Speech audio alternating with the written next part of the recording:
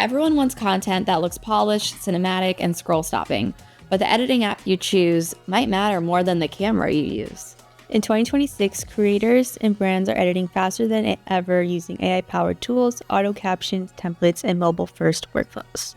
Exactly. So today's episode, we're going to discuss the best content editing apps right now and which ones are actually worth your time. Editing is no longer just post-production. It's part of the content strategy. Definitely. And I think, even as good as these phones are getting, they still need edited content. Like sometimes the lighting still needs to be fixed, or the videos need to be chopped, or, we need to crop things so it fits the right platform. It's necessary. These are like those hands-on tasks that like you want to still master and perfect versus like having AI edit.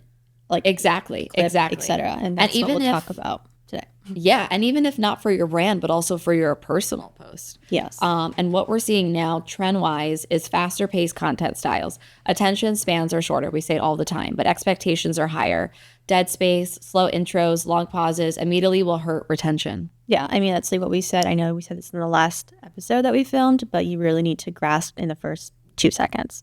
So you're killing time with these slow intros and no, zooming or movement within the intro. And what's funny enough is I love this trend where, or like people will comment like, damn, TikTok will just drop me off anywhere, because sometimes videos will open with like a crazy sentence and then goes into it, but they're doing it right. Yes. They're getting attention span right away. They're getting that grasp, which is what we need. We're also seeing AI-assisted editing becoming standard. Yes. AI captions, silence removal, jump cuts, hook suggestions, and auto highlights are becoming normal workflow tools.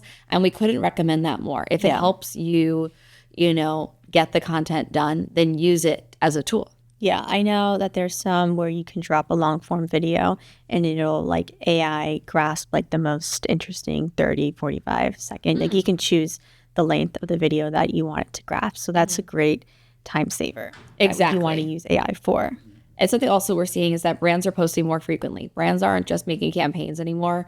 They're really operating like a full media company. Yeah. They don't really have a choice. Production studio, which is great. We're also seeing vertical video dominating every platform. We still have some clients sending us videos horizontally. And like, that's fine, but we're going to chop it and make it fit for vertical because that's what's working on platforms like TikTok, YouTube Shorts, and Instagram Reels. Yeah.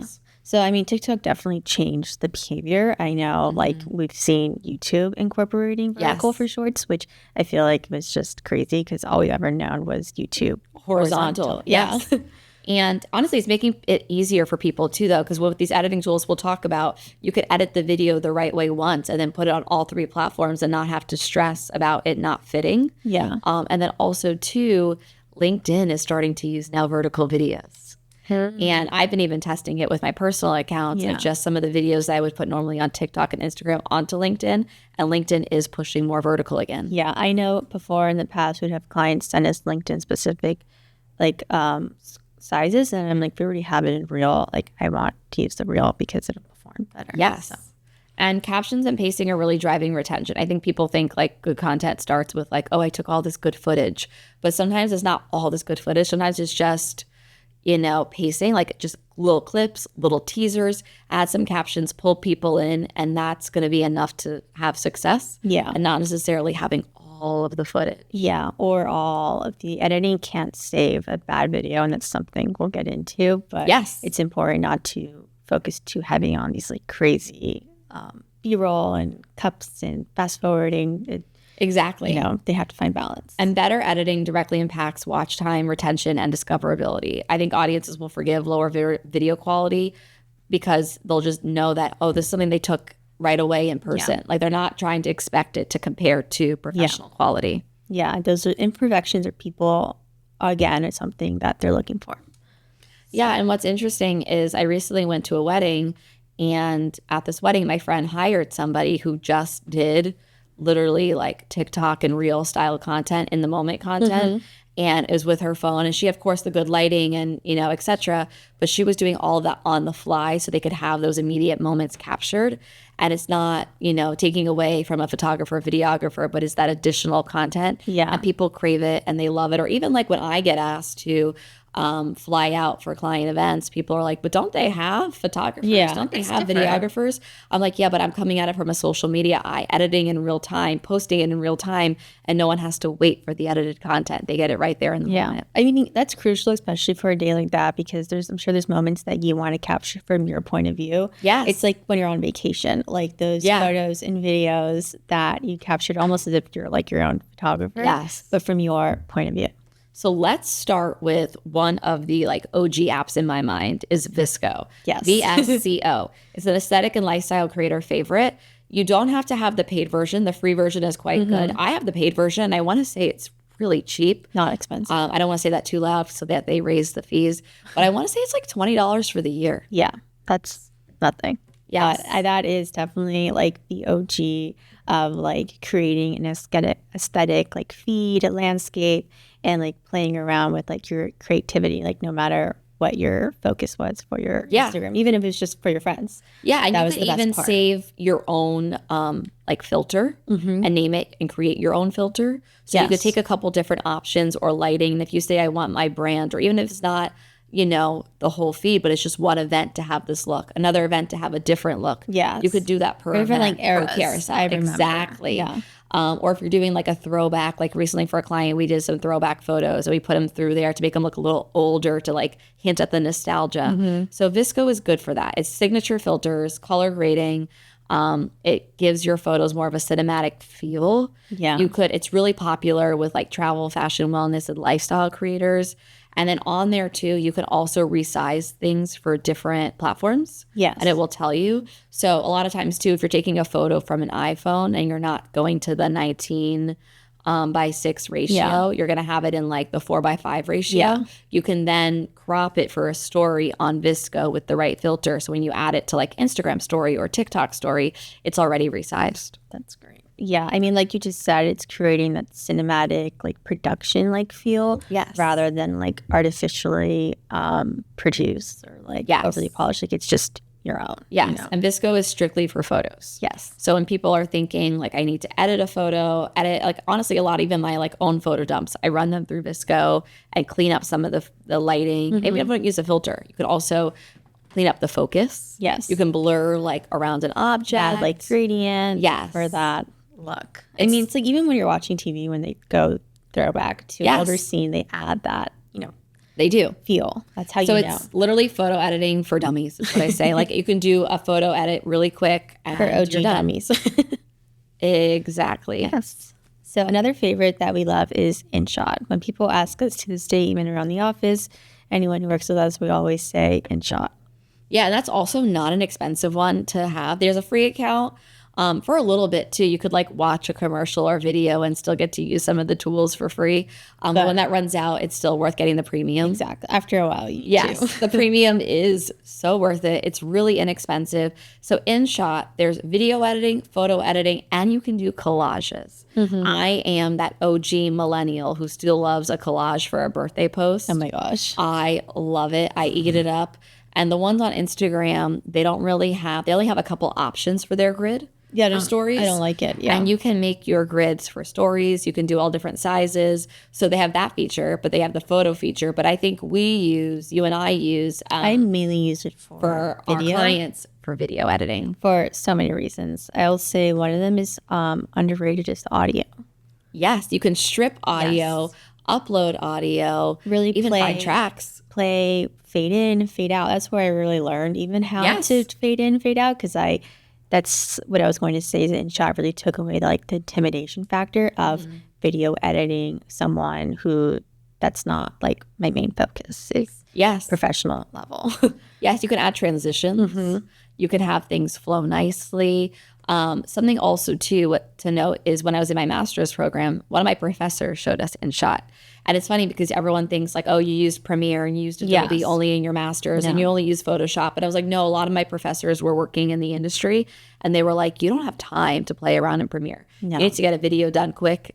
InShot is your go-to. Yes, it's mobile friendly, easy for on the go. And You can do a like I picture in said- pictures too. I like that too. Like you can Yes. have a photo pop in as you're talking about something, have the photo pop out. Yes. You can add text. You can really You can be on that add app all a day. collage Yeah. into your video. I know I like to do that as well when I'm like, it's like have limited assets. So that's a great way to utilize everything. Also, too, if a video comes to us horizontal and we need to turn it vertical, It's the best. you can edit that, and then you can play around with what the background's going to look like. So sometimes we'll do like a blurred extended background so it still feels like the video is natural, or sometimes we'll just pull it all apart, change the colors. I couldn't recommend it enough. The other day I had to edit a video and I was trying to do it in Canva and it just looked awful. Trying to make it was an original horizontal video, and it was like, I need the blur effect on InShot. So yeah, so it's really honestly less overwhelming than a lot of other professional editing tools. I think anyone could use InShot. I've even taught clients how to use it because they wanted to film stuff and like edit before they send it to us. Yeah, it's just easier that way. Everyone loves it. Yes, very user friendly, easy to grasp. The next two we're going to talk about as a pair because they're very similar. So TikTok created their own editing tool called CapCuts, and Instagram naturally had to copy them and created their own editing tool called Edits. I find that they're very similar to work with and to use. I still like CapCut more. Maybe it's just OG. For me, I'm not going to use Edits most likely.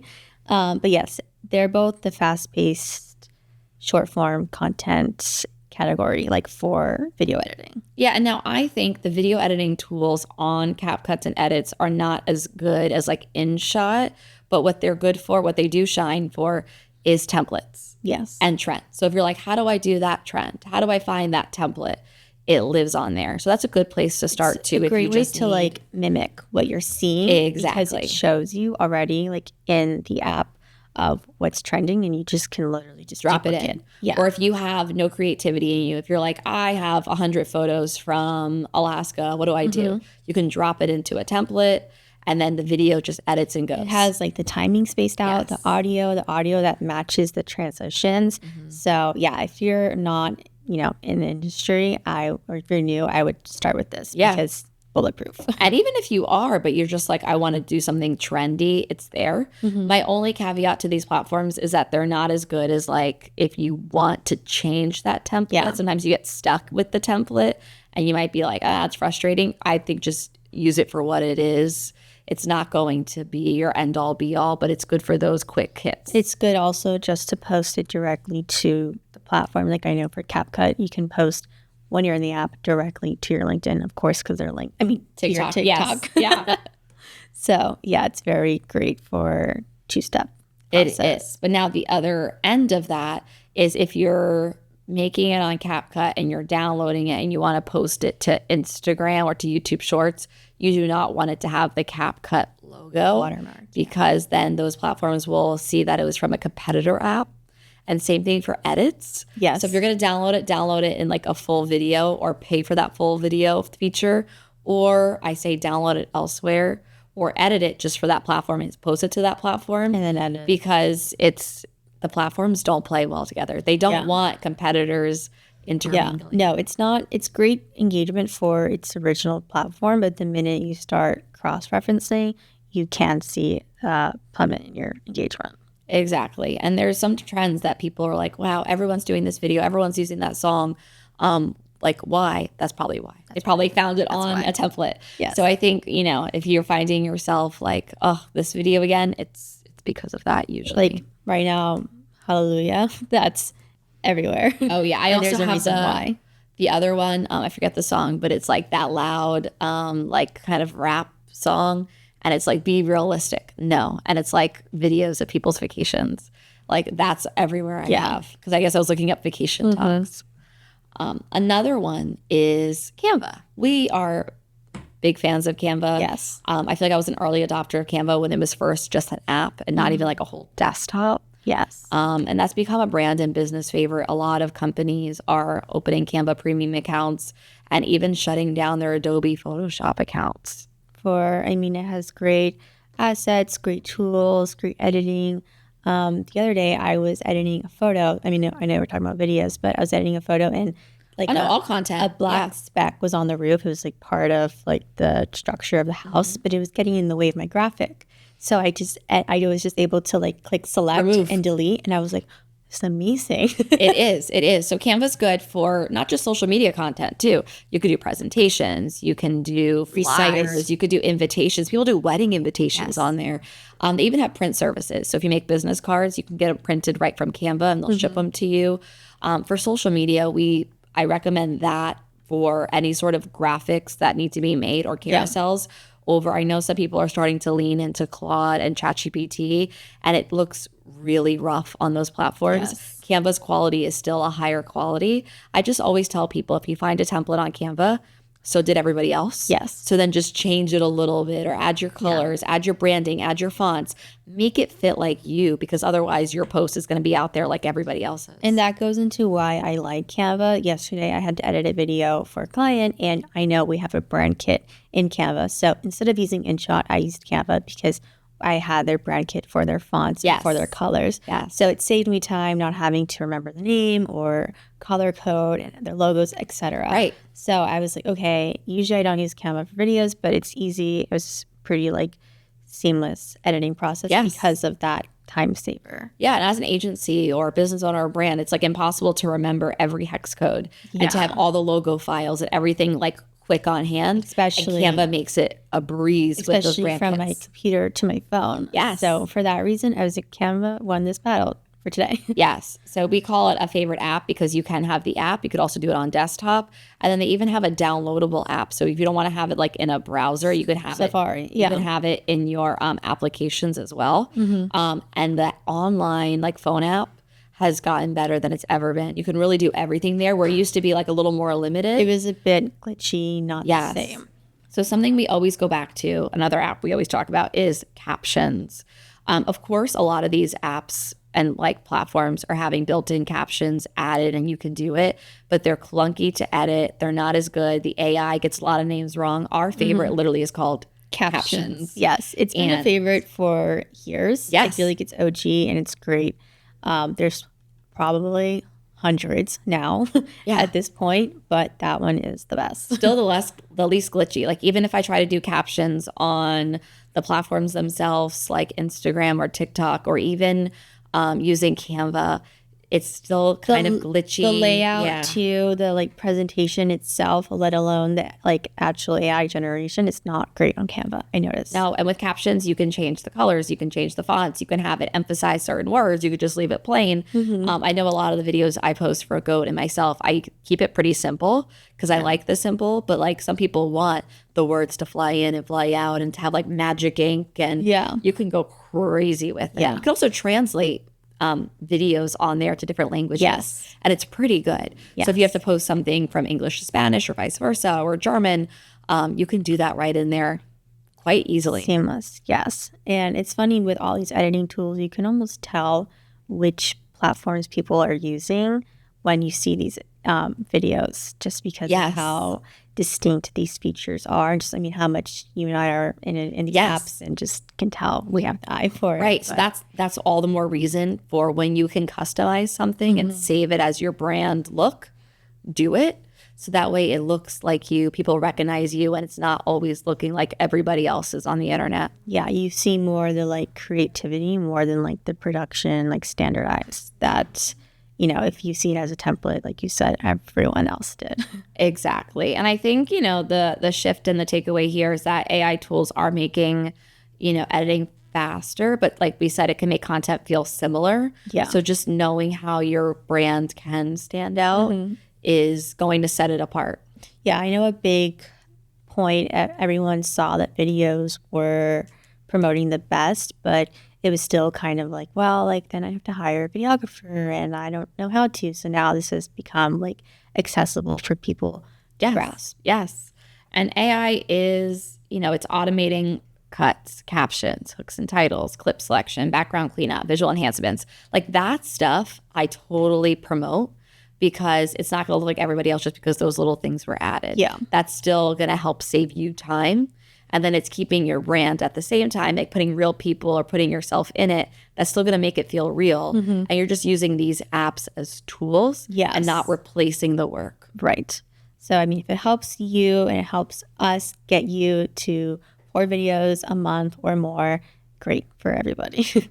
Yeah. And I think, the easier the editing becomes, the more that creativity matters. And there's room for that creativity. Exactly. And I think too, like sometimes it's not, when I say creativity, it doesn't mean like, choreograph a dance, jump out of a pool, like backwards. I've seen that happen. Yeah. I've seen like crazy things. Sometimes it's just what kind of content are people looking for? What questions are people asking?